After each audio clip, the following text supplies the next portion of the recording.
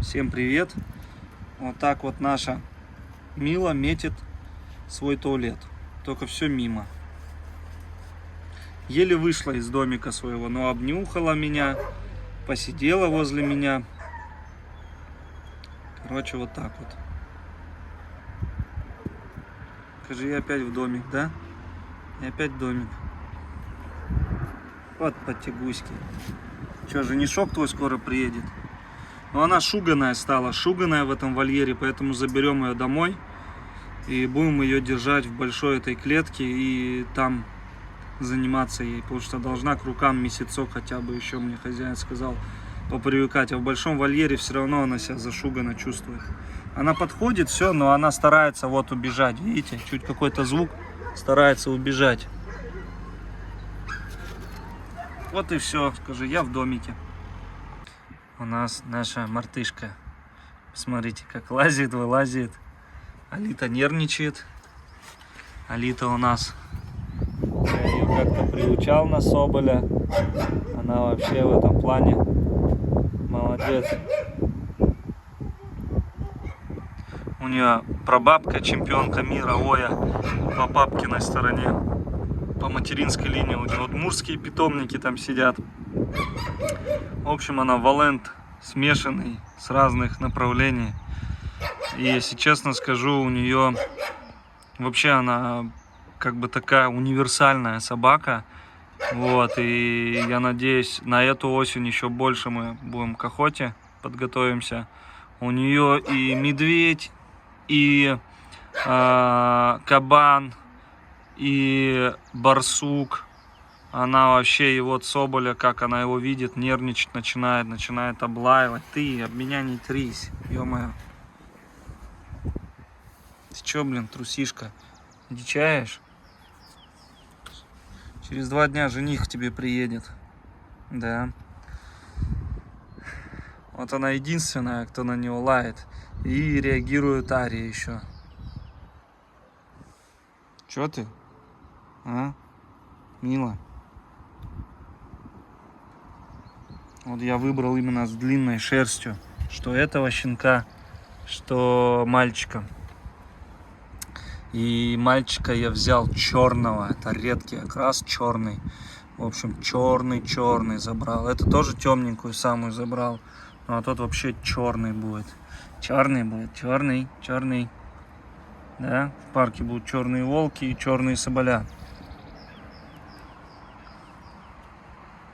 В общем, Алита универсальная такая собака, интересная. Все говорят, там хейтят как-то этих валендов, что они там не лают, что они там еще что-то. Я не знаю, вот Алита, где я не был и с кем я не был, всем она очень нравилась. Такая прям действительно универсальная собака. Валенд. Да, и мне бы хотелось бы, конечно, добавить туда арктическую кровь. Может, у Ари будут, когда дети.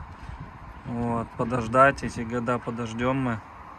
И уже будем добавлять туда валендов в другой линии. В общем, планы у меня большие. И это все не 1 год на самом деле. Раньше думал, там год-два и все. И все так думают тоже люди, которые пытаются заняться гибридами, какой-то селекцией, там, породой. Это вообще не так на самом деле. Это десятками лет нужно заниматься, чтобы прийти к чему-то. Я когда общался с Михаилом Очеренко, царство ему небесное, я был молодой, особо не понимал, о чем речь вообще идет. И он мне говорит: Андрей, зачем ты начал опять делать то, что, это когда с канадским. Хотя канадца никто валенда не переливал, переливали серых волков. Но я думаю, это просто была конкуренция. И был имбридинг на одну волчицу, грубо говоря. С одной волчицы все и началось. Вот, это там уже гетерозис произошел, когда уже зубовские, куда ты мне тапочки, эй? Уже Александра Зубова собаки начали добавляться, тогда уже произошел гетерозис. А когда его линии одни шли, они все на одной волчице были повязаны. И он прекрасно знал об этом, что это, как сказать, не есть прям отлично и хорошо. И он говорил еще тогда мне, что гетерозис — это наилучшие качества будут выскакивать. А гетерозис — это когда разные встречаются линии волков. Ну и вот как раз линия у нас идет арктическая, Тария пойдет. Также линии лаек разные. У нас идет сейчас чистая линия Окуловского будет. Потом вот как раз линия Александра Зубова. Ну, как раз там тоже Окуловского. Не знаю, сколько процентов собак, но тоже, в общем, практически все Окуловской линии. И на имбридинге. Вот она как метит. Поэтому, в общем, такие дела. Будем продвигать, продолжать. Он мне говорит, селекция идет 20 лет уже. Андрей говорит, зачем ты придумываешь что-то новое? Вот, но я ему сказал, ну нет же линий канадских волков, нет же. Он сказал, ну это тебе придется очень долго этим заниматься. Я такой, да не, через пару лет, говорю, получу потомство, потом еще. Ну как-то так ему ответил. Он сказал, ну да, это поголовье, как бы, ну еще работать и работать над этим всем. Ну, хотя есть уже готовые валенды по линии Овчаренко, которых он продавал, которые он занимался. Они у нас есть. Это были, которые от Пули и Дара, от Белки и Дара. Это как раз линии, которыми занимался именно Михаил Овчаренко совместно с Александром Зубовым. Также есть линии новых направлений. Но тоже как бы все приближенных к этим линиям. Это у нас Моника от нашего Синая. Ну тоже это овчаренковские все собаки. Куба тоже овчаренковская собака. Вместе с Зубовым они там получили это потомство. Ну, в общем,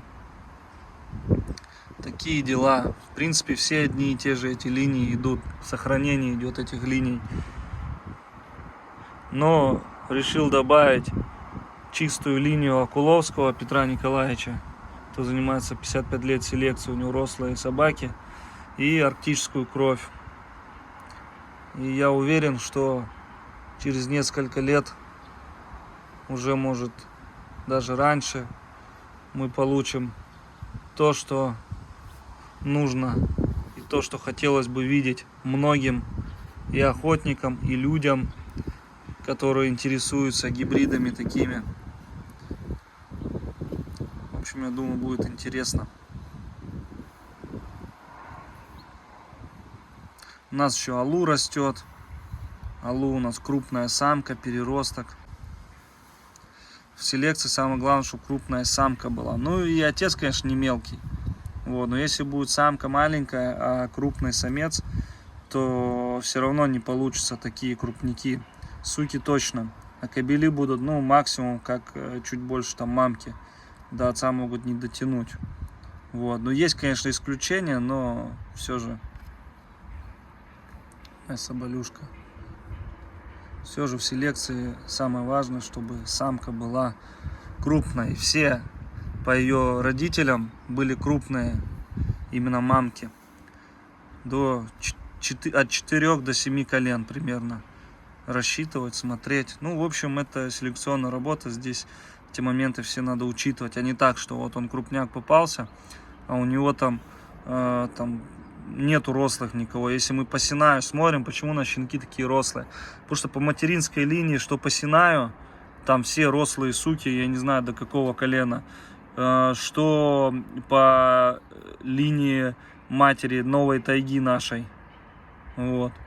У нас старая тайга была рослая, ее мамка Бэха Вьюга была рослая, и там дальше пошли тоже рослые собаки.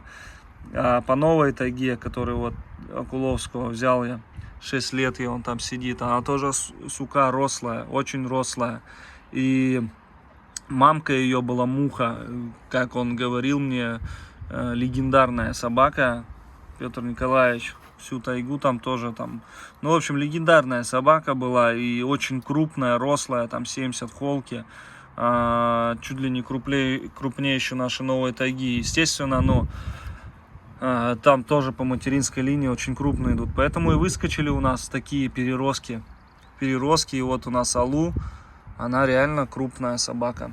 Таких собак ЗСЛ, тем более самок, да вы кобелей таких не найдете, а самок тем более. Поэтому, в общем, мы оставляем себе поголовье, потому что их не найти, таких собак. Все. Все, хватит тереться. Я пошел обедать.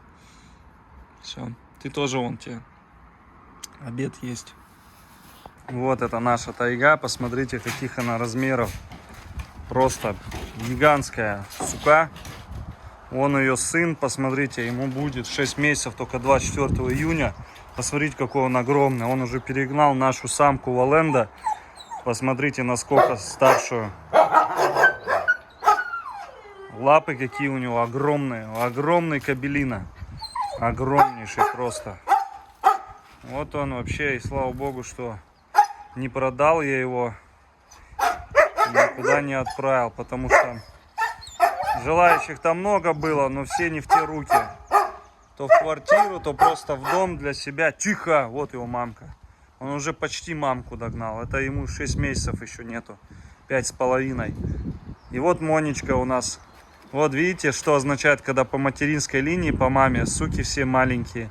Она вот такая. Но она не мелкая, она средняя. Она вот, ну, на пределе будет западницы. Ей... но она помладше его. На примерно 3 недели. Ей будет... ей уже исполнилось вот 5 месяцев исполнилось. 5 месяцев ей. А этим 6 будет. Вот, 5 месяцев, ну, хорошая. В этом себя, на зверя уже себя показали идеально. Что Йети, что Моника и все остальные. Пока Лорд вот, мать Куба, говорю как есть. Вот, мать Куба. А отец Синай, вон он, кстати, отец лежит там, белый кобелек. Вот у него по материнской линии все просто, ну, огромные суки. И вот 2 Валенда у нас. Тихо. Вот, и Лорд себя пока что, ну, он не лает. Не лает, интересуется зверем, все, но не лает. А? Тихо. Все. Тихо. Выпустил Лорда погулять. Ему сегодня 5 месяцев ровно. Повторюсь, кубята это были у нас спасеныши. Родились в один день с моей дочкой второй. Он убежал. Красавчик. Красавчик. Куда побег?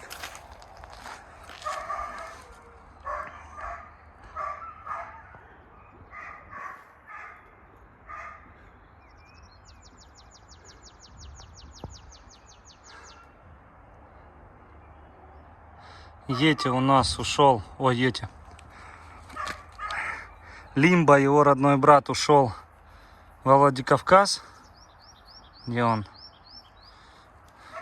Лорд остался у нас, так как он самый крупный был от Кубы и Синая. И Листар, Лис, ушел у нас к Юрию. Здесь в Тосно рядом. Вот молодец. Вот они 3 были спасеныша. Видео сюда закреплю, посмотрите. Сегодня 5 месяцев исполнилось. Взвешу, посмотрю, какой вес у него. Может быть, и получится, в холке измерю. Он уже догоняет лайчат, акулу. Эту Йети, акулу и алу догоняет уже по росту. Разница у них в 3 недели. Да, в 3 недели ровно разница. Еле загнал его сюда. Лордик, на. Куда побежал? Иди сюда. Вот, на. Да подожди ты, ё-моё, ты чё такой шуганый, на. Так, ну давайте измерим. Куда пошел? Ой, давай. Взвесимся сейчас тут. Капец ты тяжелый. Капец просто. 104, 103,9. Ну-ка, иди беги. Он у нас, конечно, как сказать, очень сообразительный. Сейчас я взвешусь. 84 500. Ну, считаем. Текает от меня. Конкретно, причем, я вам скажу. Вообще никак не хочет. Видите? Не подходит.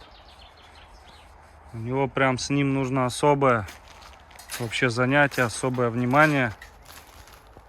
Он от меня, вот у него как у Луйки. Он очень такой, чувствуется в нем волчья кровь.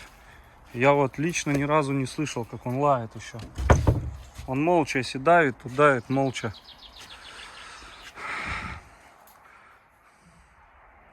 В общем, его вес 19 килограмм 500 грамм. 19 500, 19 600. Это в 5 месяцев. Это достаточно хороший вес. Это больше предела на почти 5 килограмм. На 5-6 килограмм больше предела. Рослый кобель будет у нас. В холке не получается его замерить. Он бегает от меня. Ко мне подходить ни в какую не хочет. Ни за вкусняшки, ни за что вообще. Его надо изолировать в вольер. И в вольере с ним заниматься. Потому что на большой территории они дичают все. Тем более валенды. С волчьей кровью кто. Ты что там ищешь? Крыс? Ну ищи. Он учуял их. Они шевелятся, бегают там. Может сейчас кого-то и поймает нам.